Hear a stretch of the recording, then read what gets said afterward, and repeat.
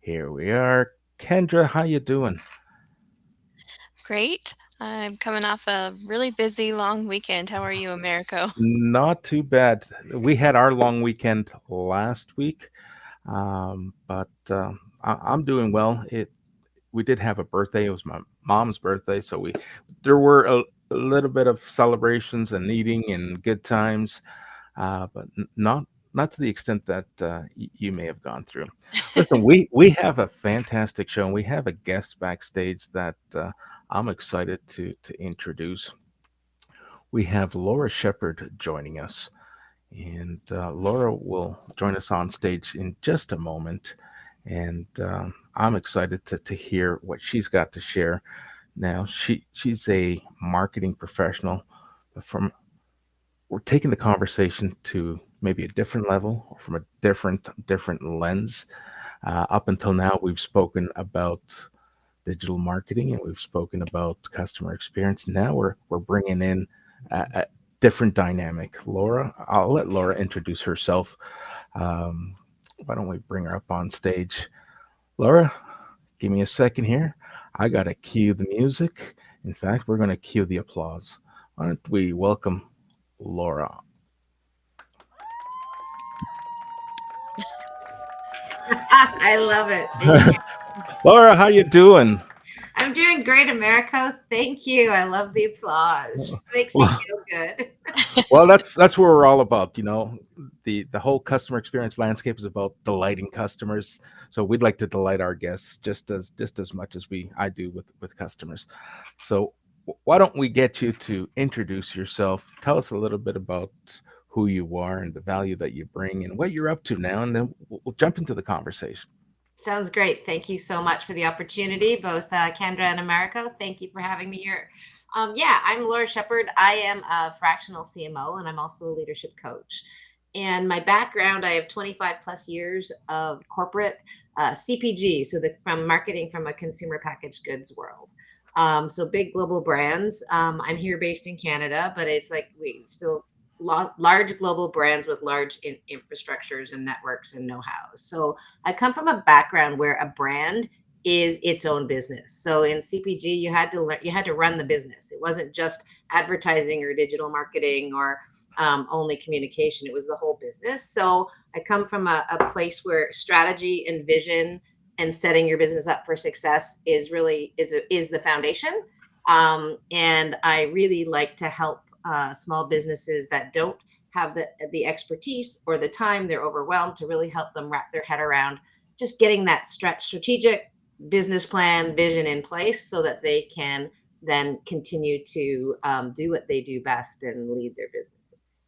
That is fantastic. Great introduction. Great background, and we're going to kind of expand on that. Having come from corporate background, you've now found yourself transitioning into from corporate roles to self-employed. Now, I'm sure that in itself is quite the feat and quite the task. I, I kind of migrated in a similar fashion. I put out a poll. I'm going to change the screen up here so that we can see this better. Let's hide this for now. All right, so I put a poll that kind of prompted me to collect some research for this exact conversation. And the question was, have you ever considered leaving corporate to start your own business? Now, some people uh, are or were in corporate roles and made that decision. Others had that decision made for them, right? Through Yes. layoffs, and I'm one of those people who had that decision made for them. But as of this morning, and the poll is still live. As of this morning, 75% of the respondents responded with, I made the transition, or I'm seriously considering the Mhm. transition." So Isn't I that love that. interesting? I think that that's a good indicator of the kind of people who use LinkedIn pretty regularly.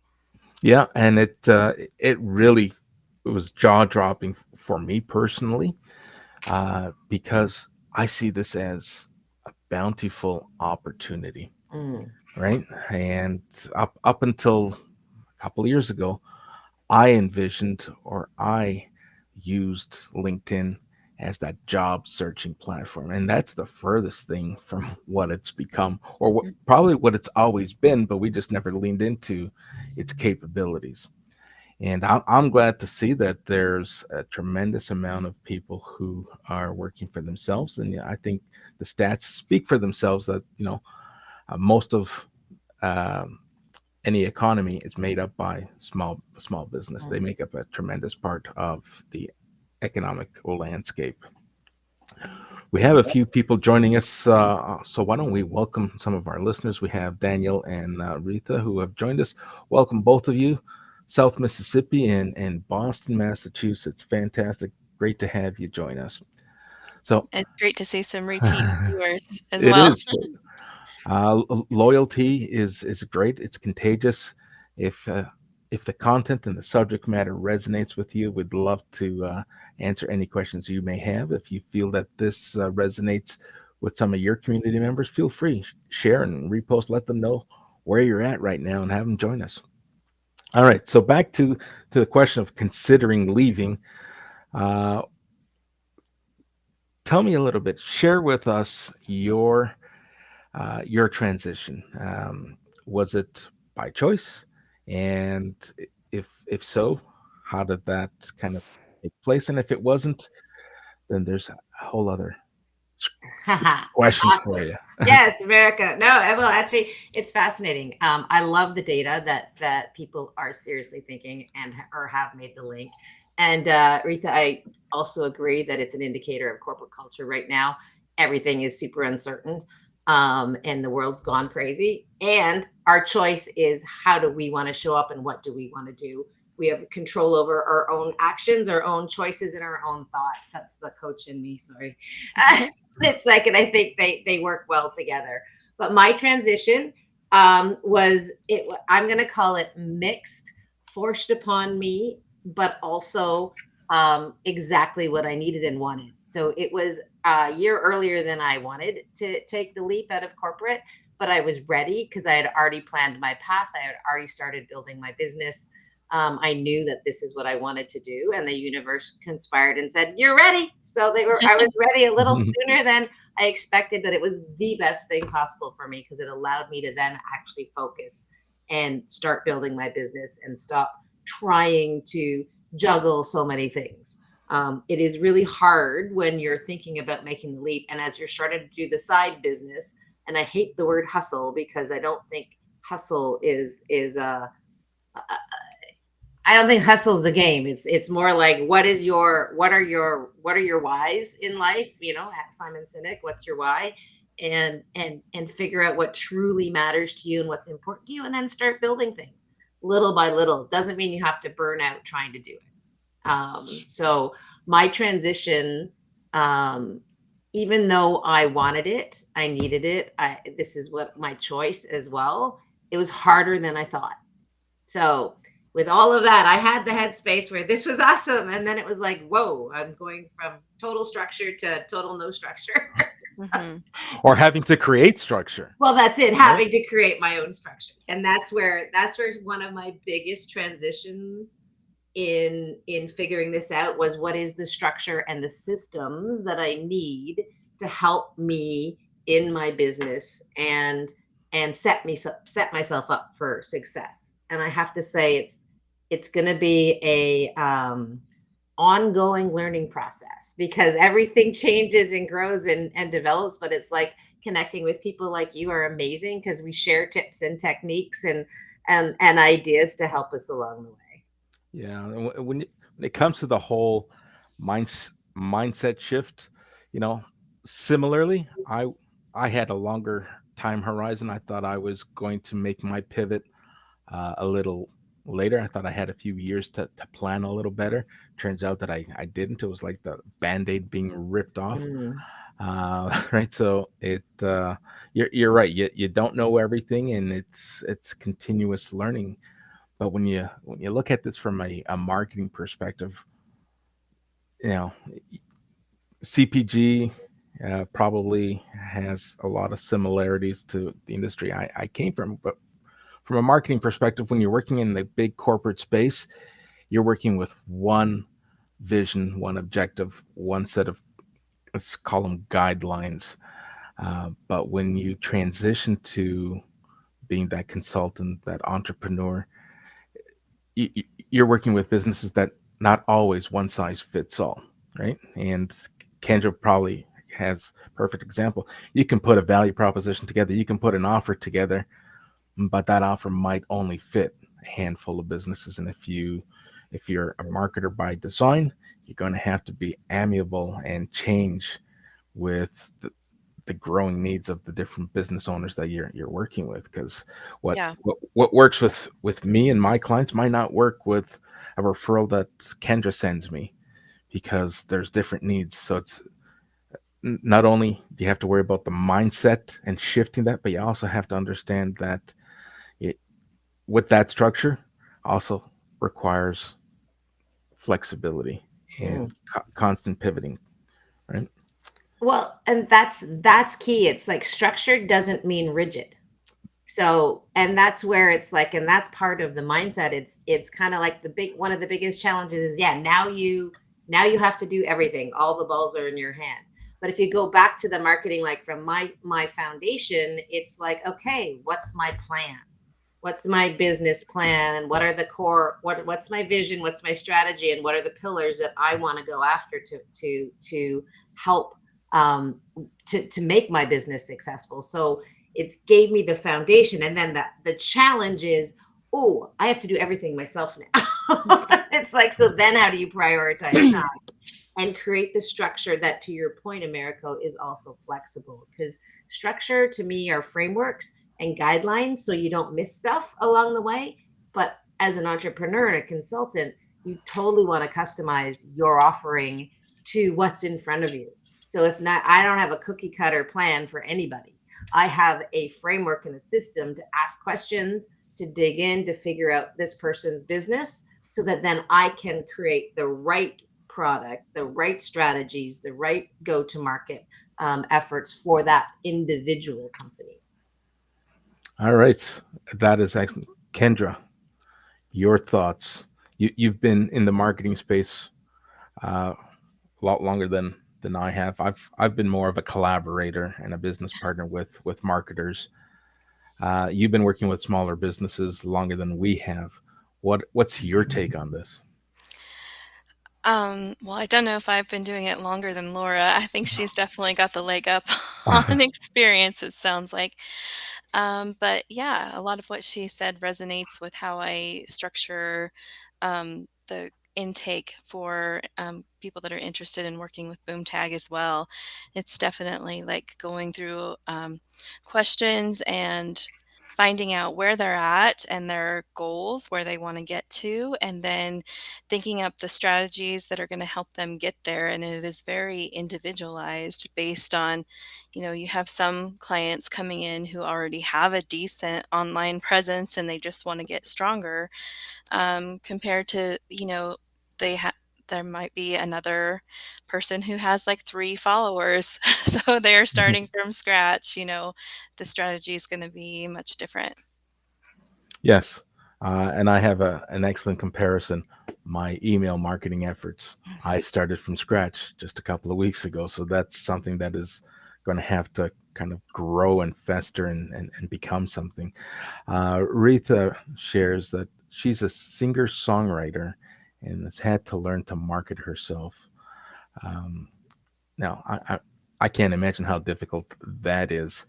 Uh, Listen, if you got a YouTube channel with some of your music, drop that in. I'd love to hear some of your music and your products. I went back and got master's degree in marketing. Yes, and that happened recently. You graduated. Congratulations! I remember seeing those posts, and I'm sure there's um, a lot of exciting stuff happening in the Retha camp. So uh, if you're ready and you want to join us on stage, you're welcome to do so. I've dropped the link in the comments, and I'll continue to do that throughout the show. All right, now back to the transition.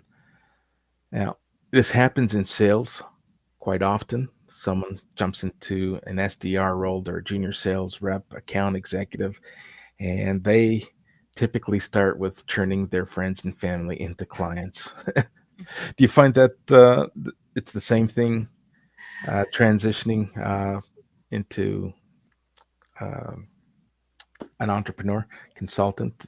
Are you trying to convert your friends and business colleagues? So a super interesting question, because that's like the my first response is, oh, because it's not what I want people to do to me. My second response is, for me, that sales and um, getting clients, it's relationship building. And so, yes, absolutely, I'm going to go out to who I know, but I'm not trying to sell them what I do. I want to. I already have relationships, and I just want to share the word of mouth. This is what I'm doing now. Who do you know that could be interested, or who could I connect with that I can continue to build on? So you absolutely need to start with your current networks of people. But it's how you start with them, and it's how you speak to them, versus, oh, you've got to buy this, or I can do something for you. It's how can you support them as well. So it's asking them for, just to support you from a point of building awareness for yourself, particularly if they're friends and families. And also, then what can you do for them, right? It's always about a value add. So tapping into your networks and giving them value. And it's like, I've given lots of coaching sessions to some friends and families, because it's like, hey, if you can introduce me to someone else, I'm happy to spend an hour chatting with you to help you get clarity and dig into a little bit of your goals. So yes, and it's how you approach them. I don't know, America, how does that No, sound? that sounds good. Kendra, when you got started, how did you transition? Did you Mine get was a your little bit of a slow transition into marketing. I actually opened another business first and found out that one of the biggest responsibilities I had as a business owner was to market the business. And I spent so much time doing that, found out that I actually enjoyed it more than I enjoyed running the business. So I started picking up some friends and family members who were like, "Well, I need help with marketing." So that was kind of a easy way to transition into that after, having clients without actually having a business. It turned out to be just like the natural next step is to opening a marketing business. nice? Mhm. Now, pricing. You're anyone who's thinking of jumping in. Pricing is one of the biggest obstacles. Some people will say if you come in too low, you devalue your offer, and people, if you cheapen your offer, no one's going to buy from you because they don't see the authority coming from that price.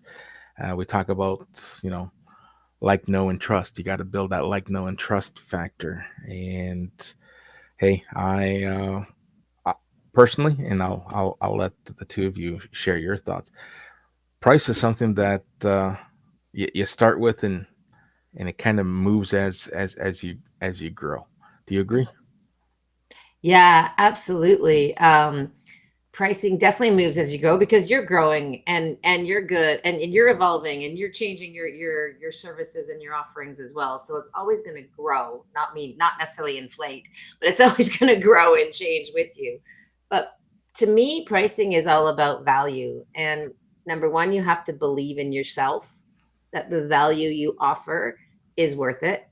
And number two, you have to um, connect with your clients when they're ready, right? It's like, when they're ready, they'll spend the money with you. If they're not ready, they won't. Then they don't see the value, and or you have to then help them see the value, and that's where it's conversations, and it's ongoing, right? And it's not about, I don't want anyone to come work with me. Don't I want the fit to be right, because there's a lot of us out there, and there's business for everybody. And it's like, if I come across a client that I can't quite meet the fit with, I'll refer them out, right? Because I know lots of people that do what I do, and it's but back to pricing and pricing, it's really value, and it's the hardest thing for us as entrepreneurs to do, is to put a value on what we do and ask Mhm. people to pay it. Yeah. But that is a lot of work in mindset as well, and looking at what your own money story is, and understanding where your thoughts and beliefs around money come from, and taking a hard look at that, and are they true and are they real? So it helps to dig in and ask yourself those questions so that you can release some of those money blocks, which we all have. All of Yeah. us have. Yeah, I believe that's true. and, and listen, I think both of you will affirm this for me, but what we do is a lot about outcomes and not Mm, about the hours we put in. mhm, And it's important that uh, our customers understand and appreciate that. We are going to put a framework together that, when executed over time, will produce the outcome that we're looking for. Now, it's also about finding the balance with the business owner who either has a short budget or short horizon, that you might not get the outcomes you want if you're not putting in the time, effort, and the energy required, right? I've had instances where someone is expecting a done for you service, where when it comes from a coaching perspective, I'm more of a done with you mm. service. And if you're not vested in it as much as I am, and you think that by simply paying me you're going to get results, if you're not going to put any effort, it's not going to happen. And that becomes a slippery slope. That becomes difficult because you're then putting your reputation on the line, and someone's going to ask, "Hey, how's America working out for you?" It's like, well, he's kind of done nothing other than take my money. But you only hear that side of the story, Yeah. and it's important to understand that when you're working to deliver outcomes, you got to work hand in hand with your customers and your business owners and whoever it is that you're working alongside, and it's a two-way relationship in order for it to work, Mhm. right? Yeah, and I found that not billing by the hour, but doing like a package type pricing, like you're purchasing this package and we're going to get you from where you are to here, Hmm. and that's what's expected, but not counting on the hours billed. Like I have some packages, like if it goes over a certain expected amount of hours, I might tack on a little bit extra if the project gets to be really big and out of hand. But just going by hourly pricing alone, I don't know, Laura, if you found that to be like a thing that works, but I haven't had very good luck with that.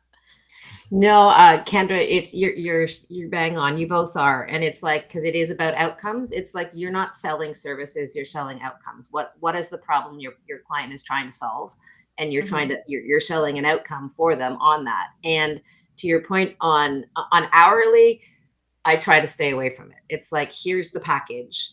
And to your point though, you then have to monitor your time and how much hours you're putting into it. But we've gotten to where we are because of all of the investment in ourselves up to today. So putting an hourly rate on it is really difficult, and people get stuck on that. Hmm. So Yeah. I totally buy into that, but then you have to monitor yourself.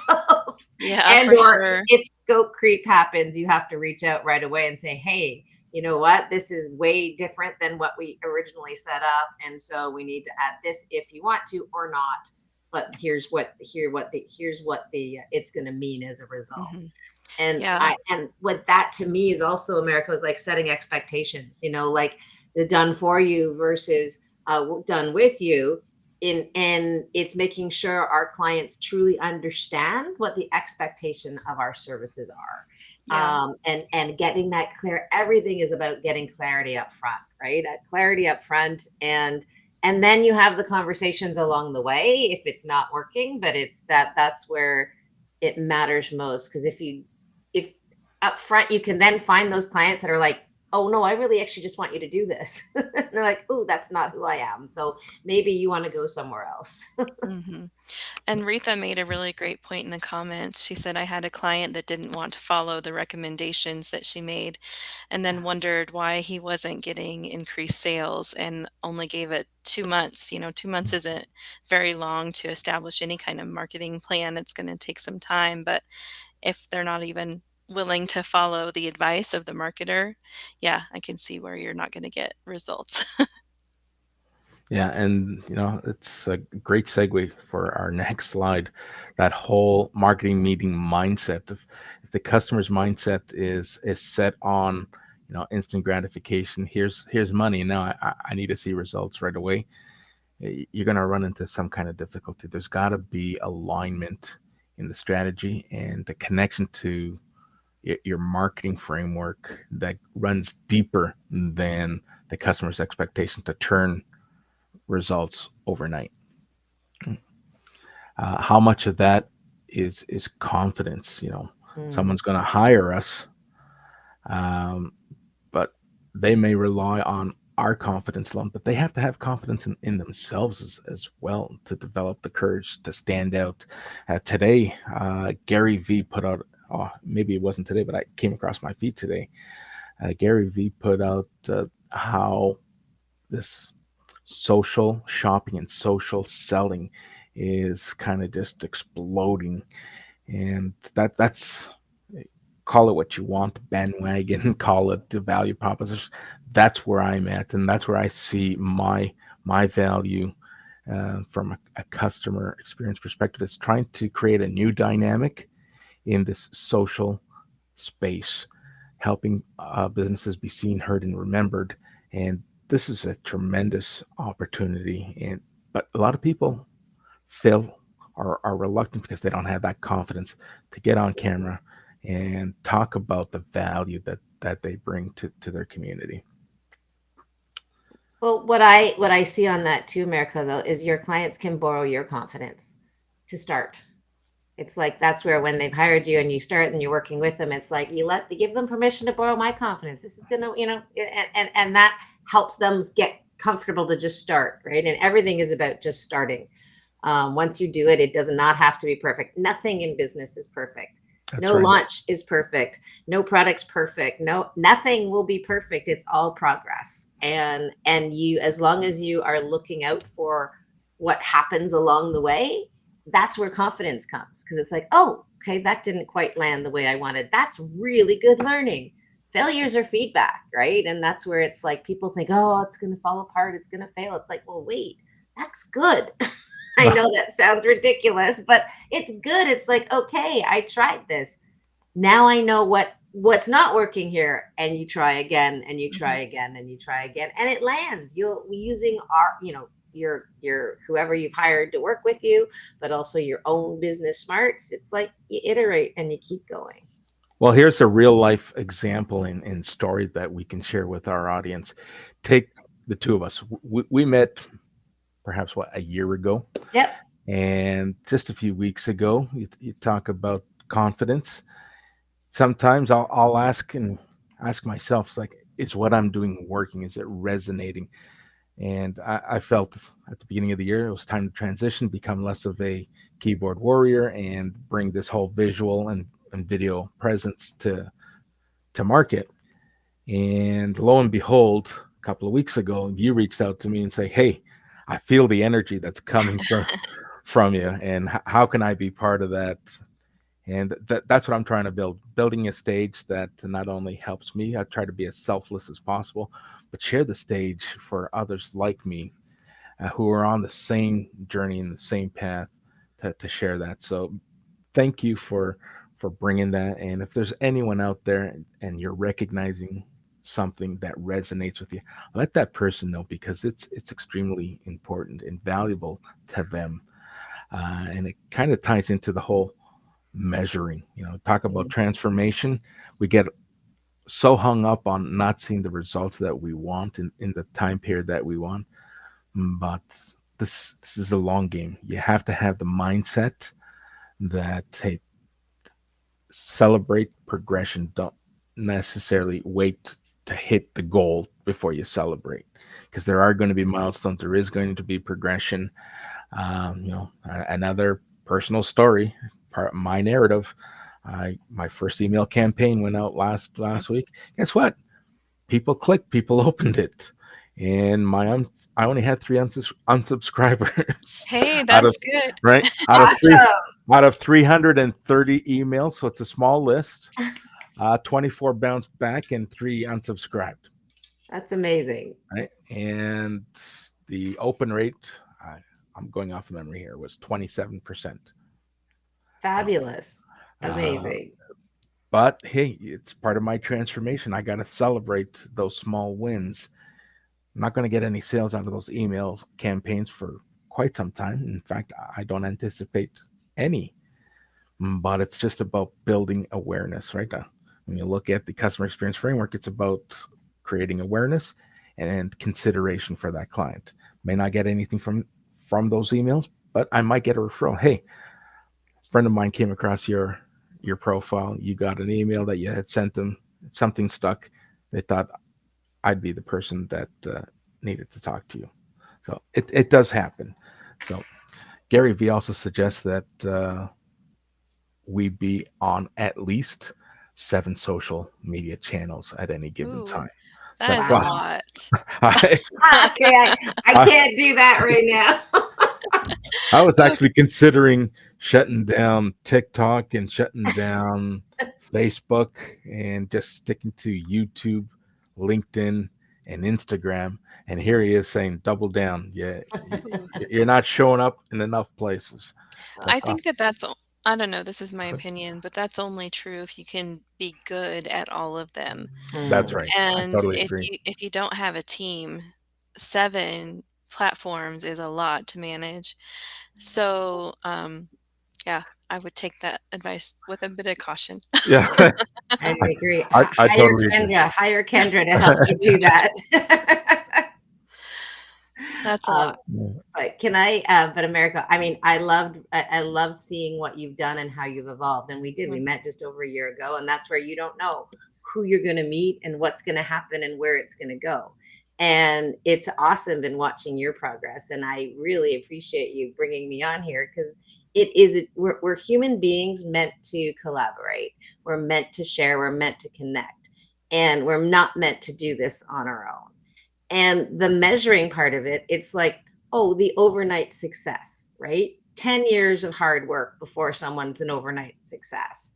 It's that you never see the hard work behind the scenes. You never see the long game, but it's who do we want to be in life and how do we want to show up and who do we want to help? And the ripple effect that can happen even before you're the overnight success is powerful because you don't know who you're impacting at any given time, yeah. and it's powerful ripple effect, and it will come back around many times over and over. And it's just every day, how do we want to live our lives? There is no quick fix. We all want one for many things in our lives, and yet the reality isn't going to happen. So but you do need to measure and reflect and look back and see where you've come, because that's just motivating to go, oh yeah, look at how much I've actually done. And Mhm. sometimes we need others to help us show us that, right? You can't see the label from inside the jar. Sometimes you need support to help challenge you to grow and to point out how far you've come. Excellent. That's a great advice. Retha is adding, everyone thinks that they're marketers and that marketing is simple. That is so true. Listen, if I go back far enough to some of the sales teams that I've led, um, marketers used to get such a bad rap. It's like what do they know? It's like the sales is where it's at. You can market all you want, but if you don't have the sales team converting, then it's all for naught. And I've always recognized, I use the an analogy to create an image, uh, and I use biology in my example. So I think of marketing as the brains of the operation, and they do all the thinking, the strategizing, and try to figure out who the ideal customers, the customer persona, and how do we get in front of them. Where sales team may not be the brain, but they're the head of the operation. All right, Mhm. so the brain is thinking, and now the head has to kind of bring this all together. And the customer experience guys, we're the eyes and ears. We're trying to keep everyone together. But if we worked in silos, which we typically see in those larger ecosystems, everyone's kind of pointing fingers as to who's pulling more and who's more valuable. But without the three of us collaborating, I say the three of us together, we're the neck, right? And we control the direction together. And that's how I've always tried to help bring down those silos in those particular spaces, because there's no worse feeling than everyone kind of working on their own for themselves and thinking that they're the bee's knees, and that their colleagues who are working just as hard have little to no value in the organization's results. And a shout out to my sales colleagues who put themselves on a high pedestal. Listen, I get it. You drive revenue, but without the collaboration and support of marketers and the CX teams, uh, you're not going to be as successful. Just putting it out there. Well, to me, that goes back to it. We're not meant to do it alone, right? And it's Absolutely. and from the corporate terms of cross functional teams, right? It takes all. We need the people that specialize, but we don't need them to be in silos. It's like, how do you bring the specialized skills? Because it's really hard to be specialized in everything, especially as a solopreneur. I'm learning that very well. It's like you can't be specialized in everything. So who can you have on your team to help and collaborate together cross functionally to make it a better whole? It's not like I see that as all those parts that you labeled, Mhm. are all about making a whole person, or a better organization, a better whole versus what you could do on your own. So here's a question that after we've conversed for close to 40 minutes, hope we haven't scared anyone off from making the transition. If you were really gun ho on making the leap, what advice can we give some of our listeners who are curious but not ready to make the leap? For me, the advice that I give is start with clarity. If you're not ready, dig into actually what matters most to you, not what you think matters most, but what really matters most. Like dig into your core values and where you want to be and who you want to be as a person, and then you can start looking at where does that fit somewhere else. And one of my mentors has told me, and I've done it over and over, and it doesn't make it easier, but it works every time. When you leap, a net will appear. We have so many resources and supports around us that we don't see all the time, but it's true. They're out there, right? Or they're out there. Use community, but first get really clear on what matters to you, and then that will help guide you to making the leap or not. And ask for support. Get a coach. Kendra, your advice? Oh, yeah, if I could just share a story that kind of led to my mindset being able to make the leap. Um, so when I was working on my degree, I thought that I would remain in corporate. I was in banking, and I thought that I was just going to use that to work my way up the ladder and stay in banking forever. But that led me to working in the business after I got my degree in the business department of the bank. And I was working with all these business owners. And I think I was opening accounts and doing loans and all of these things for business owners. And I think the more business owners you are around, you realize that they're people just like you, Mm. you know. I think that's one of the big things that helped me get over that mindset of like I can't be a business owner because that requires something really special. While it does, they're just people. And I think that that was one of the biggest lessons I learned in moving to the business department of the bank is anyone has the potential to be a business owner. Awesome. Yeah, that's great advice. You're right. We're all people, and I shared I used to share similar advice when it came to job seeking and interviewing. People used to get all uncomfortable with the whole interview process, and when I was coaching someone who was on the team who was looking for promotions, like, hey, listen, person on the other side of that table, is just a person like you. We wake up in the morning, we put our pants on one leg at a time, no different than each other, and stop thinking about, you know, a hierarchy and who you're talking to. It's just another person. Go in there and just have a conversation, and that's kind of resonates when you share that story. Business owners, when you're working at the in the business department at the bank, yeah, you're absolutely right. We're people no different than anyone else. So my advice is, focus on solving the problems that your customers have, and Mhm. it can't be said enough. A lot of us think at some point of what it's like to be a successful business owner, and you kind of get ahead of yourself, and you fail to realize, hey, if you're not solving other people's problems, then stop thinking about what your success is going to look like. Because you won't have a success story to share if you're not solving any of the problems that you work with. Right. Great advice. Love it.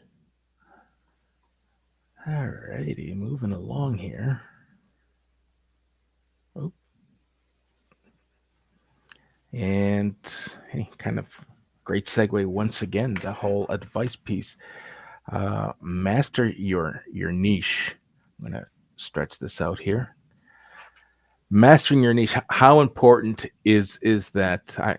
And before you answer that, I'll share my real life example. I thought personally, having spent so many years in cross functional roles, that I too was able to be so much to so many, and that's the furthest thing that will make anyone successful. That's you gotta. I don't want to say dumb it down, but you gotta simplify things, and you gotta Mhm. make consider the minimum viable product. What Seth is it that you're Godin. right? So let's Seth. let's talk let's talk a little bit about that. Let's bring us back. Yeah, no, it's so true. It's like we all can do many, many things. And that's great and that's wonderful. But when you're in business for yourself and you're, trying to attract clients, you do need to be known for something. You don't want to be a generalist. So you focus on what matters more, what the core is more. And for me, it's like strategy, business plans and strategy building for small business, right? And my coaching skills support that, to help people, and my corporate skills support that, and I can do a whole lot more once they're in there if needed. But focus on the core thing that matters to you and that you love to do. You've got to love this. You've got to love this part. I mean, because it's your business, you want to do it. But what is truly powerful for you, and what do you want to be known for? So I like to become known for one thing first that you've got there on the slide. It's just, and then you can expand and grow. And Kendra, as you know, marketing, it's like the Seth is marketing to the smallest minimum viable audience. Like that's Seth Godin's best, right? Market to one. You're only marketing to one person, and the other people will come. Other people will hear it. Other people will see your messaging, and if they resonate, they'll pick you up. But you cannot have multiple messages across multiple things. It just dilutes everything. So Mhm. stay focused on your core message, which you said earlier, Americo, is what problem do you solve for people, right? What is the outcome? What is the transformation that you're going to provide for people, our businesses, people, whatever your target is, and focus on that messaging, and just keep putting it out there. Make it creative, make it, change it. You can nuance it, of course. And the only other thing I'd say is storytelling. And Kendra, I'm sure you're strong on that. It's about telling stories, right? That's what resonates most with people, no matter if it's about consumer design experience. A storytelling is the best, right? It's I've like actually learned some of that through Americo's other live that he does, the storytelling with Journey. Jay. Yeah. Yeah. Yeah, yeah, it's so true. It's storytelling, because that's it makes it real to people. They connect better versus all the corporate lingo and the big words you throw out. It's like, but it goes back to, what do you want to be known for yourself? And then just go after that messaging. All right. So I'm going to pause here and ask the question: what do you want to be known for? And some people might be asking, what's a fractional CMO? That's a great question. And because Laura wants to be known as a fractional CMO, but some people don't know what a CMO is or what fractional means from a business or solopreneur perspective. And it's a great question. And this whole fractional world has exploded in the last like 7, 8 months. It's like crazy. And half the people know what it is and half the people don't. And so CMO is Chief Marketing Officer. And fractional means I can come into your business without being on salary, just as a consultant, as a part-time, but I can be on your leadership team and help you get into your business so that I actually learn the business and understand the real challenges versus a consultant that can just sometimes they see a little bit of it and they come in with the problem solution package and here you go. I can be there in the day to day. I can be a resource for the leadership teams to draw on, to ask questions at any time, and also help then create what's needed for what that individual business. And from my point of view, it focuses on that business plan, that strategy, vision, key strategic pillars, and then what tactics do we need to focus on from your business as a whole, which will bring in, depending on your business, all cross-functional teams. If it's a brick and mortar supply chain, all of those things have to come together to help. And the fractional part is it's like I can be there with you ongoing, but not full-time as an employee. Does that make sense? Oh, it makes a lot of sense. It And, does.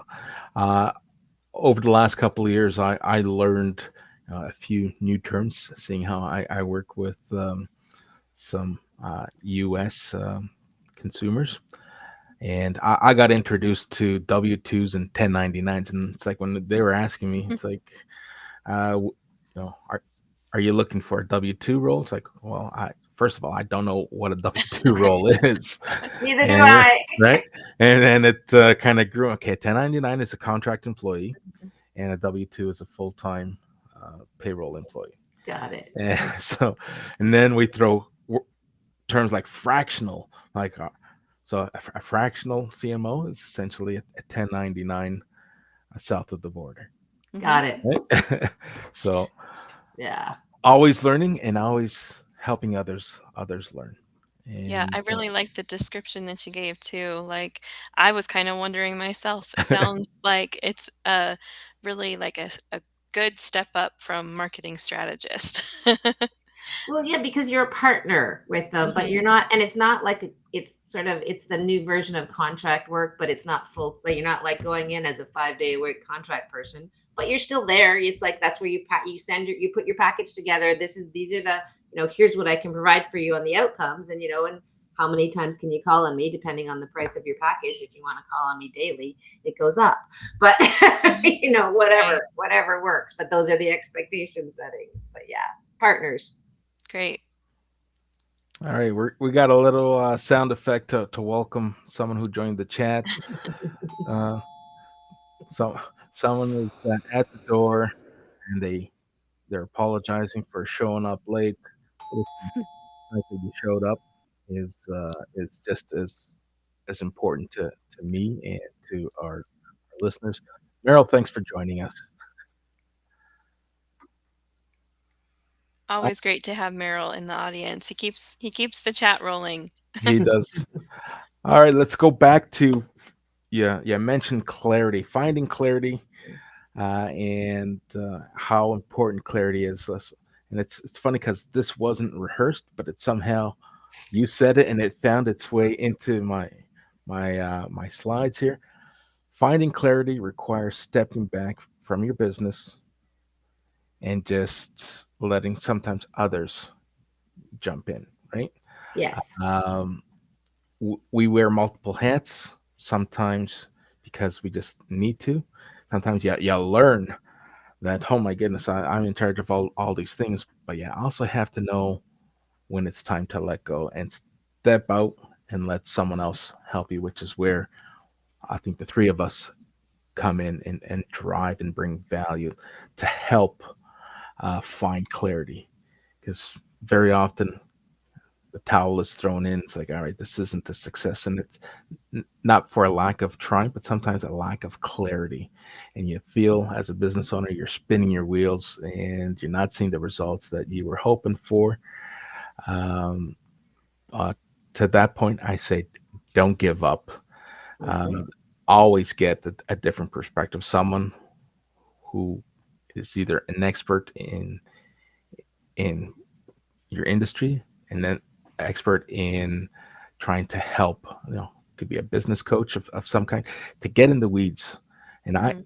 I enjoy spending time in the weeds, and that's where I spent most of my corporate roles. I called myself a cross-functional leader, but I was always in the weeds because I know decision makers in the C-suite, they don't have time to be in the weeds, and you want to be able to uncover operational defects, operational deficiencies, to help uh, business owners get to a point when they're at that crossroads and they're ready to give up. It's like, all right, here's some clarity. Here's why things aren't working the way you anticipated.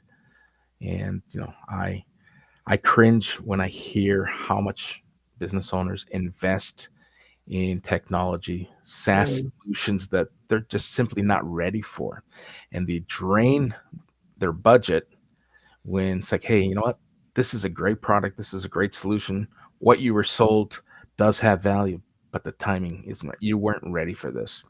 And sometimes you got to peel back that layer, that onion, and get to the root and say, all right, we got to get back to the grassroots. You got to focus on, whatever it might be, understanding your audience, understanding your ICP, and focusing on building awareness. Like you're when you're in a place where you don't have the clarity, you don't know who you're selling to, you just know that you're in business, yeah, but no one's buying anything. It's important to set boundaries for yourself as a business owner, and have someone, whether it's a fractional leader, whether it's a business coach, a marketer, someone who's going to be able to guide you and talk to you and say, hey, we're not quite ready for this. Before we spend money on this marketing campaign, let's focus on X, Y, and Z first, so that once the marketing starts to roll out, you're going to get a higher or an improved return on your investment. To simply throw money at marketing and hope that someone's going to buy from you is not always the best strategy. Hope should never be a strategy in anyone's playbook. So And true. right, So true. So true. And yeah, clarity is everything. Clarity, it's everything in many things. And it's like, where are you in your business? There are times in your business where you're bootstrapping and you're doing it all, and that's what you need to do. But to your point, America, you have to find that time when if you are spinning at that point, you need to be able to step back and say, what's needed, and how do I get help to get this clarity, right? There's lots of people around, in your support group, in your team of advisors, or get outside help to help you dig in and get into the weeds, like you said, to unpack it for you and provide insights that co-create with you, right? It's kind of like, as small business owners, it's not giving up control, it's stepping back, and it's looking at from the 30,000 foot view, to mhm, then go, oh, there's a gap, I see the gap now, couldn't see it when I was down in it, but now I see the gap, and this is, and then you go, okay, how do I need to proceed? What do I need to learn to fill the gap? Or who do I need to hire to fill the gap? And clarity with the objective of moving off stuck, moving off the spin, moving forward with intention, versus just, throwing things at a wall. Um, Mhm. and I mean, I think that's life. It's clarity and intention. It's like how we show up every day. Or do we know what our goals are? And do we have intention? And are we doing the things towards our goal? Or are we doing busy work? Right. So it's like, boundaries come into huge play with that, because we don't want to burn out. And small business owners can burn out because you're working you're working the candle at both ends. So it can be tough and challenging, and that's where it's giving yourself credit and grace to be able to step back and say, who do I need to help me, or what else do I need to see, or what else do I need to learn, Mhm. and what boundaries can I put in place so that I can be sane and healthy? Because if you're not sleeping, if you're overstressed, if you don't have the energy behind you, it's hard to keep pushing through. And there are times when we have to push through, no doubt, but there's times where we have to step back and look and breathe and refocus and make sure we're in alignment with what we want, and we are getting clear on what those true needs are. Mhm. Yeah. Go ahead, Kendra. Sorry, I think I interrupted. No, you're fine. I was just gonna say I have found it to be true that even for me to have a coach for my business is really important. And I've never been able to afford one of the really high priced coaches. But group coaching is also Mhm. a great way because then you get in a room with other entrepreneurs. Typically costs a lot less, but then you're having someone or some sort of accountability within that group, and then we're all driving each other to help move the needle forward in our businesses. So I think I just resonated with everything you were saying, and I think group coaching is another great avenue. Massively big because it's also community Hmm. of like-minded souls. And in group coaching, someone is says something and it can apply to everybody. Like Yeah. you learn from everything, even if you don't, Hmm. even if you don't actively engage, you can learn from others. And I just, like Daniel just said, don't forget to take time off. Hmm. That's huge. Recharging yourself is huge. Absolutely. And I think some of that is happening in the coming weeks. Like our next episode, I'll be hosting myself with some guests as Kendra takes some time off, and I'm gonna say bon voyage. I'm going on a cruise, and so Awesome. that's gonna be my time off. I did buy the Wi-Fi package so I could check in on the business and stuff, but I'm not planning on doing very much. I got the nudge yesterday. It's like, hey, what are we doing this summer? Are we planning anything? It's like, what did you have in mind? We need to plan time off no matter what it is. It doesn't have to be a week or 2 weeks. But you need downtime and whatever fills your cup, whatever gives you energy. For me, it's nature and being outside and even just going for a hike. It's like that refills me. That Mhm. is awesome. I I can fill my cup in a variety of ways. It could be it could be a road trip. It doesn't have to be a beach vacation. Um, I'm thinking it might be another drive to Florida. Nice. It's uh it's a long trek. I said I'd never do it, and now I've done it. I've done it twice, and it kind of grows on me because you're able to stop along the way and visit different states and different historical monuments and different. I tell you, the road trips are starting to grow on me, and maybe that's age. You know, No, but what you just triggered in my mind, America, sorry to interrupt, was, but that's life. That's like, what's your destination as a compass point? But then what do you do along the way? It's Mhm. perfect. Like the destination is just the goal. It's just the compass point, just the direction. It's the path all the way along the way that matters in what you do and what you see and what you experience. That's right, and I kind of build a business around that model. Call my business Journey Logic, and it's not just about the destination; it's about the journey, Love it. and it's not about complicating things. It's just make it logical, just make it make sense. So, all right, we're at the top of the hour. Let's wrap things up here. And there's that word clarity and confidence again. Like, oh my goodness, this couldn't have been planned any better. Uh, what are some of the practical steps to scaling without burning out? My goodness, we talked about burning out as well. It's like I think we might not have to answer this question because we may have just answered it before I brought the slide up.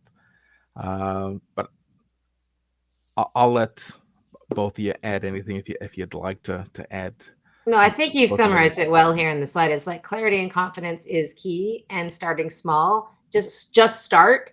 And what are the smallest steps you can do, and what's the next best step to take? Sometimes we get caught up in our to-do list. We're like, okay, I've got this. I'm going to go all the way down the list of the to-do, but the other big rock project is over here, and that's really what you need to start on.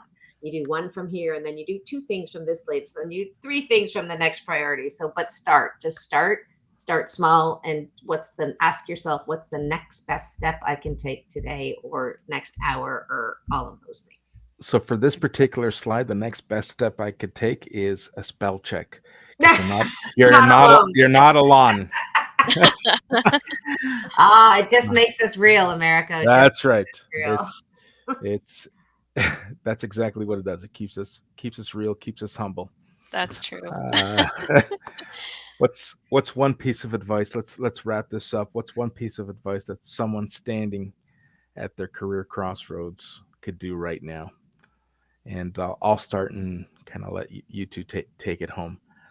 Uh, if you want or are considering a transition at whatever point in your career, if you haven't gotten to that crossroad, when you do get to that crossroad, stop just talking about it. Manifesting is so important, and take the leap. Listen, you're not alone, and you're not alone either. There are people who are on the same trajectory. Some will be forced into this decision. And for those similar to myself who are kind of cornered into making this transition, it's got that band aid feeling. Someone's going to rip that band aid, and you're going to be left needing to make that transition, make a decision. So, uh, if I'm going to give you any advice, if there's any inkling or thoughts or anticipation that this is where you want to find yourself at some point, don't wait till that moment in time to start now, start the planning now, start so that when the day comes you can just manifest it overnight and not have to start at that particular moment in time. I love it. For me, it goes back to clarity. Find community, get clarity, ask. You don't have to do it alone. And it truly is like invest in yourself to figure out what you truly want to do, and go from there. Let people help you, let people guide you. It's still you do the work. It's what lights you up. But start now. To America's point, just start exploring. Even if you're happy where you're at, you can reinvent yourself where you're at, doing what you're doing better in a way that works better in your life. Like, you can always look at your own, take leadership of who you are and how you want to show up. Yeah. Ex- Those are all great closing thoughts, and I would just end with saying, find the one thing you can do today to move the needle forward Mm, towards that goal. You might not be jumping off the cliff right now, but you can move the needle a little bit closer every day. that powerful. is that is very powerful. Thank you, both of you. All right, let's get this queued up. All right, so Laura, how can people reach out to you? Through LinkedIn is best. All of my contact details are in my info. There you can book a free complimentary strategy call. No pressure, no nothing. If you want to explore, if anything interests you here from both the fractional CMO side or the coaching side, so please book a call. Check out my LinkedIn. Link in with me. Happy to just support and create relationships and see where it could go. Thank you for the opportunity, America and Canada. Well, thanks for Thank having. you. Thanks for joining us. Thanks for the sentiment. Like the fact that our energy has made its way through to your screen, and that you reached out, and very appreciative of that in itself. Kendra, Boomtag Media, how can people get a hold of you? Again, on LinkedIn, like she said, is always a great place. I have fun over on my Instagram account, which is at Boomtag Media, and then I have boomtagmedia.com. Fantastic. And for anyone looking and considering being seen, heard, and remembered, I have my calendar, my website, www.journeylogic.ca, LinkedIn, probably where I spend most of my time, and where you'll see me engage the most. Despite Gary Vee's recommendation of being seven places at once, this is where I spend most of my time. We're multi streaming today on YouTube as well as Instagram. No, not Instagram today, just LinkedIn and YouTube. But listen, it's been a fantastic hour. We always ask, are we going to be able to fill the hour? Absolutely. And the magic that comes after this show, where Kendra does a fantastic job repurposing uh, tidbits from our show. I'm looking forward to seeing what comes out of that.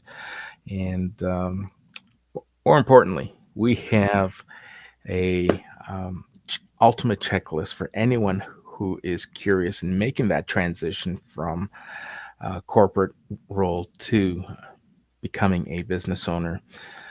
We've put together a checklist that will help. It's filled with tips on how to create a strategy that is customer centric and marketing focused. If you want a copy of that checklist and it's going to help you get started, we talked about our closing remarks. Start planning today. Uh, Start with the checklist. The checklist will give you things in to focus on so that when that day comes and you'll be ready. On that note, I want to thank all of our viewers and participants who spent the hour with us or parts of the hour with us. Those of you joining on Team Replay, drop your comments and we'll be sure to respond. And thanks for showing up on the replay and engaging.